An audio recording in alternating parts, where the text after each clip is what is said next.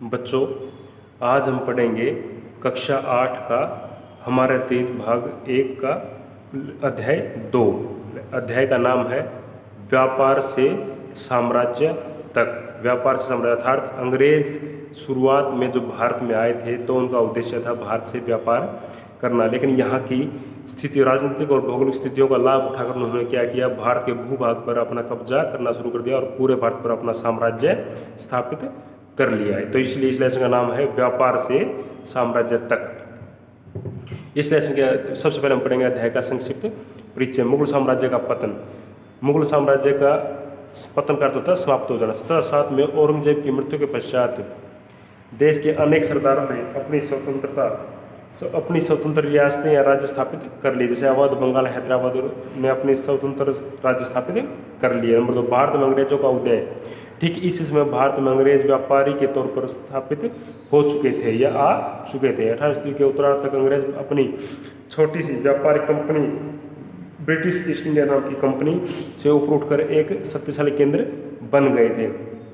East India company सन 1600 में England की east India company ने इंग्लैंड की महारानी एलिजाबेथ प्रथम से आज्ञा लेकर भारत के साथ वाणिज्यिक संबंध स्थापित किए। Number 4, Vasco D gamma. Vasco D gamma एक पुर्तगाली नाविक था जिसने भारत तक आने के लिए समुद्री रास्ते की खोज की थी। वास्को डी गामा एक पुर्तगाली नाविक था जिसने सन 1498 में 1498 में भारत के लिए पहली बार समुद्री मार्ग की खोज की।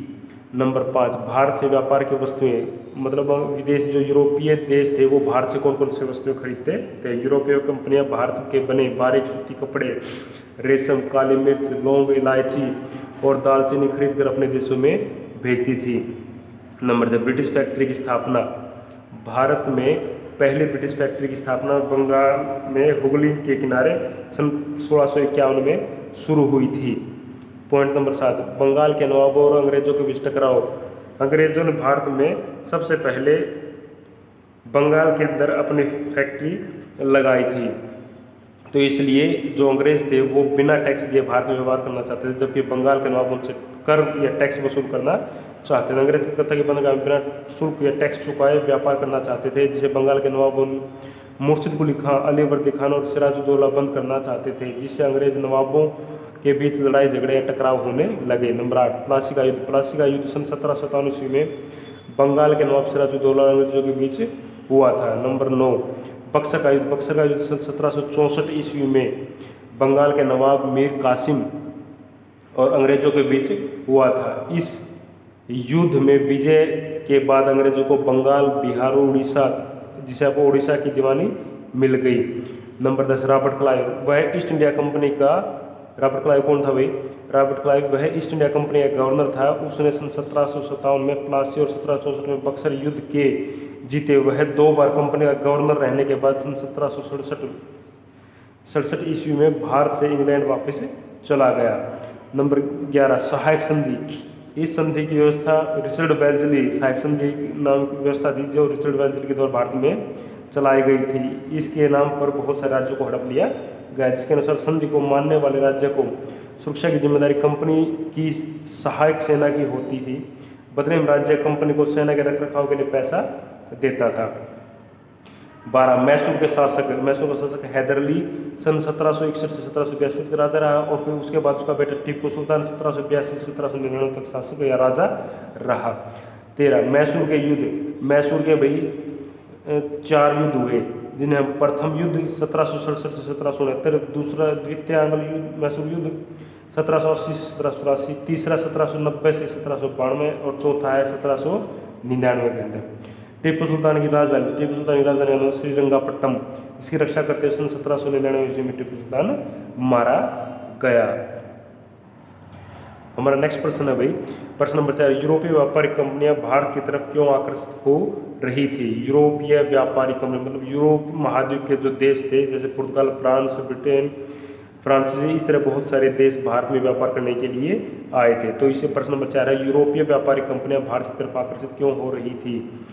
भारत में बने सूती कपड़े और रेशम की यूरोप के बाजारों में जबरदस्त मांग थी। इसके अतिरिक्त काली मिर्ची, लौंग, इलायची, दालचीनी ये गर्म मसाले हैं जो सिर्फ भारत में ही उगाए या पाए जाते थे। यूरोप के बाजारों में इनकी ज़बरदस्त मांग थी।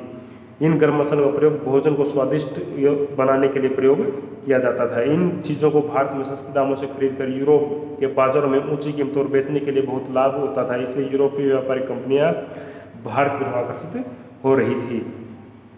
प्रश्न नंबर 5, बंगाल के नवाब और ईस्ट इंडिया कंपनी के बीच किन बातों पर विवाद है? जैसे कि परिचय में आपको बताया गया था, अंग्रेज जो बंगाल के नवाब और अंग्रेजों के बीच ईस्ट इंडिया कंपनी के बीच किन बातों पर विवाद थे? बंगाल के नवाब और ईस्ट इंडिया कंपनी के बीच निम्नलिखित बातों पर विवाद थे। नंबर 1, बंगाल के नवाबों ने कंपनी को रियायतें मतलब व्यापार करने में छूट या टैक्स में छूट देने से इनकार कर दिया था, जबकि अंग्रेज बगैर टैक्स दे छूट व्यापार करना चाहते थे और बंगाल के नवाब उनसे टैक्स के रूप में धन वसूल करना चाहते थे। इस बात को लेकर व्यापार का अधिकार देने के लिए कंपनी से नजराने या उपहार मांगने लगे, जिसे अंग्रेज देना नहीं चाहते थे। पॉइंट नंबर 2 है, नवाबों ने कंपनी को सिक्के ढालने का अधिकार नहीं दिया। अंग्रेज अपने खुद के सिक्के यहाँ पर चलाना चाहते थे, जिसे नवाबों ने इनकार कर दिया तथा उनकी किलेबंदी को बढ़ाने से भी रोक दिया है। पॉइंट नंबर 2 दोबारा से, नवाबों ने कंपनी को या अंग्रेजों को सिक्के ढालने या सिक्के बनाने से अधिकार नहीं दिया तथा उनकी किलेबंदी को बढ़ाने से भी रोक दिया गया। पॉइंट नंबर 3, कंपनी पर धोखाधड़ी का आरोप लगाते हुए नवाबों ने दलील दी कि उनकी वजह से बंगाल सरकार की राजस्व वसूली कम होती जा रही है। पॉइंट नंबर 4, कंपनी टैक्स चुकाने के लिए तैयार नहीं थे। उनके अफसरों ने अपमानजनक चिट्ठियां लिखी और नवाबों तथा उनके अधिकारियों को अपमानित करने का प्रयास किया।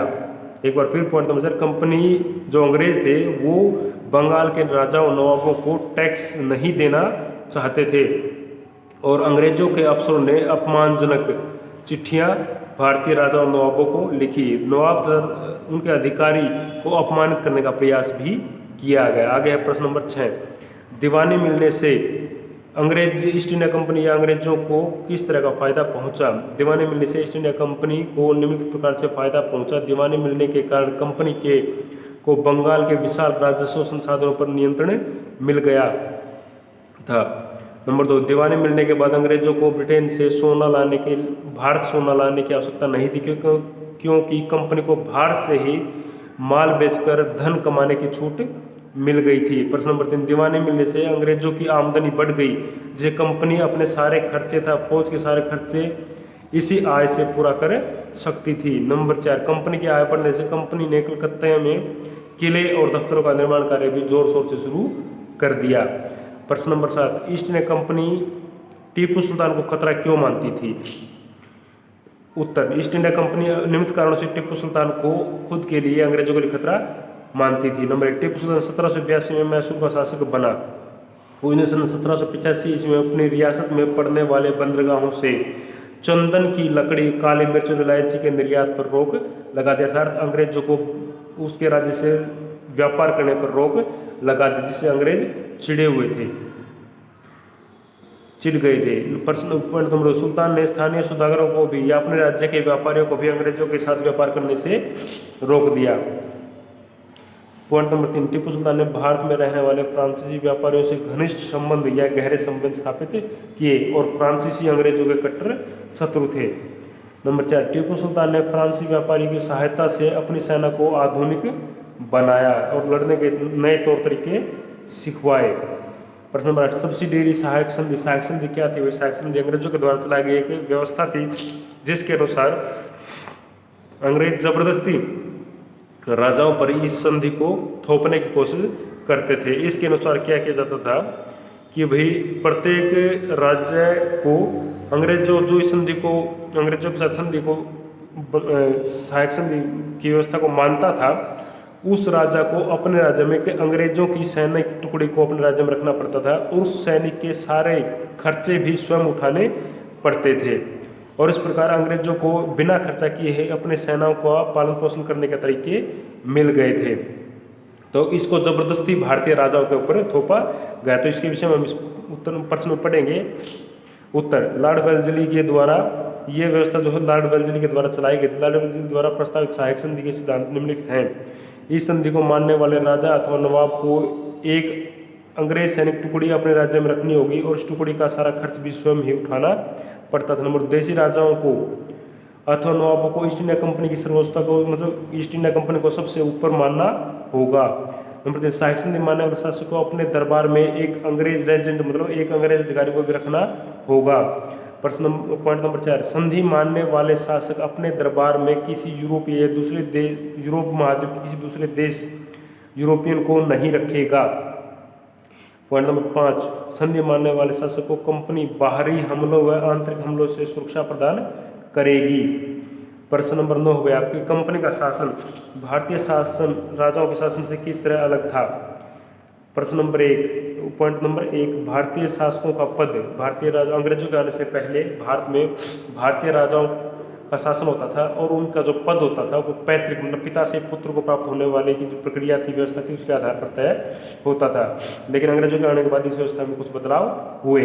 नंबर 1 भारतीय शासकों का पद पैतृक या पिता से पुत्र को प्राप्त आधार पर होता था। प्रधान होने के कारण अधिकतर राजा निरंकुश होते थे। दूसरी ओर कंपनी का शासन कंपनी के द्वारा नियुक्त किए गए प्रशासनिक अधिकारियों के द्वारा चलाया जाता था। पॉइंट नंबर 2 भारतीय शासक किसी संस्था के प्रति जवाबदेह नहीं थे जबकि कंपनी के प्रशासनिक अधिकारी कंपनी के प्रति जवाबदेह ब्रिटिश कंपनी के प्रति जवाबदेह थे। पॉइंट नंबर 2 दोबारा से भारतीय शासक किसी संस्था के प्रति जवाबदेह नहीं थे जबकि कंपनी के प्रशासनिक अधिकारी कंपनी के प्रति जवाबदेह ब्रिटिश संसद के प्रति जवाबदेह होते थे। पॉइंट नंबर 3 भारतीय राजाओं को न्याय प्रणाली पूर्ण रूप से राजाओं पर केंद्रित थी। भारतीय राजाओं की जो न्याय प्रणाली है वो राजाओं के ऊपर केंद्रित थी या निश्चित थी। राजाओं के न्याय के लिए कोई लिखित कानून नहीं थे। राजा जो आदेश देते थे वही कानून माना जाता था जबकि राजा के आदेश कोई कानून होता था। जबकि कंपनी ने न्याय के लिए विशेष अदालतें या कोर्ट बना रखे थे। कंपनी के कानून क्या होते थे लिखित होते थे। आगे है आपका प्रश्न नंबर 10। प्रश्न नंबर 10 है आपका कंपनी की सेना की संरचना में आए बदलावों का वर्णन करें। क्या बदलाव आए भाई कंपनी मतलब अंग्रेजों के भारत में आने के बाद जो सेना की व्यवस्था है उसमें क्या बदलाव आए। नंबर 1 ईस्ट इंडिया कंपनी ने अपनी सेना में भर्ती होने वाले सैनिकों को पेशेवर मतलब ट्रेंड सोल्जर की तरह ट्रेनिंग देना शुरू कर दिया। ईस्ट इंडिया कंपनी ने अपनी सेना में भर्ती होने वाले सैनिकों को एक पेशेवर सैनिक की तरह ट्रेनिंग देनी शुरू या प्रशिक्षण देना शुरू कर दिया। नंबर 2 1820 के दशक में जैसे जैसे युद्ध तकनीक में बदलाव होने लगी कंपनी की सेना में घुड़सवार टुकड़ियों की भी जरूरत कम होती चली गई। नंबर 3 कंपनी की सेना सिपाहियों को बदलती सैनिक आवश्यकताओं पर ध्यान रखना पड़ता था। कंपनी की सेना के सिपाहियों को बदलती सैनिक आवश्यकताओं पर ध्यान देना पड़ता था और जब अब उनकी कम पैदल टुकड़ी ज़्यादा महत्वपूर्ण होती जा रही थी पर सिपाहियों को यूरोपीय ढंग से प्रशिक्षण अभ्यास और अनुशासन सिखाया जाने लगा। पॉइंट नंबर 5 कंपनी के सैनिकों का जीवन पहले की अपेक्षा कहीं अधिक अनुशासित था। हमारा नेक्स्ट प्रश्न है भाई लघुत्तरात्मक का प्रश्न नंबर 4 यूरोपीय व्यापारिक कंपनियों में आपसी टकराव के क्या कारण थे। मैंने जैसे आपको पहले बताया था यूरोप महाद्वीप के बहुत से देश भारत में व्यापार करने के लिए आए थे तो उनमें आपस में कौन कौन से कई बार आपस में झगड़े होने लगे क्योंकि सभी कंपनियां भारत से वस्तुएं खरीदना चाहती थी और मुनाफा कमाना चाहती थी। लेकिन जब प्रतिस्पर्धा बढ़ जाती है तो मुनाफा कम होने लगा। इसी को लेकर यूरोपीय व्यापार कंपनियां आपस में टकराव होने लगे। अब प्रश्न में उत्तर में क्या बताया गया है भारत में ब्रिटिश फ्रांसीसी पुर्तगाली डच व्यापारिक कंपनियां भारत में व्यापार करने के गतिविधियों में शामिल थी। ये सभी व्यापारिक कंपनियां यूरोपीय थी। यूरोप के बाजारों में भारत के बने सूती कपड़े रेशम की बहुत अधिक मांग थी। इसके अतिरिक्त काली मिर्च लौंग इलायची दालचीनी जैसे गर्म मसालों की भी बहुत अधिक मांग रहती थी। यूरोपीय व्यापार कंपनियों के बीच इस बढ़ती प्रतिस्पर्धा से भारतीय बाजारों में इन चीज़ों के दाम बढ़ने लगे और उनसे मिलने वाला लाभ घटने लगा। इस व्यापारिक कंपनियों के फलने फूलने का यही मात्र एक रास्ता था कि वे अपनी प्रतियोगी कंपनियों को समाप्त कर दें और बाजारों पर कब्जे की होड़ ने व्यापारिक कंपनियों के बीच लड़ाइयों की शुरुआत कर दी। 17वीं और 18वीं शताब्दी में जब भी अवसर मिलता कोई भी एक कंपनी किसी दूसरी कंपनी के जहाज़ों को आपस में डुबो देती थी, रास्ते में कठिनाइयाँ खड़ी कर देती थी और माल से लदे जहाज़ों को आगे बढ़ने से रोक देती थी। इस प्रकार व्यापारिक कंपनियों में आपस में टकराव होने लगा। आगे है प्रश्न नंबर 7, प्लासी के युद्ध पर एक संक्षिप्त टिप्पणी लिखिए।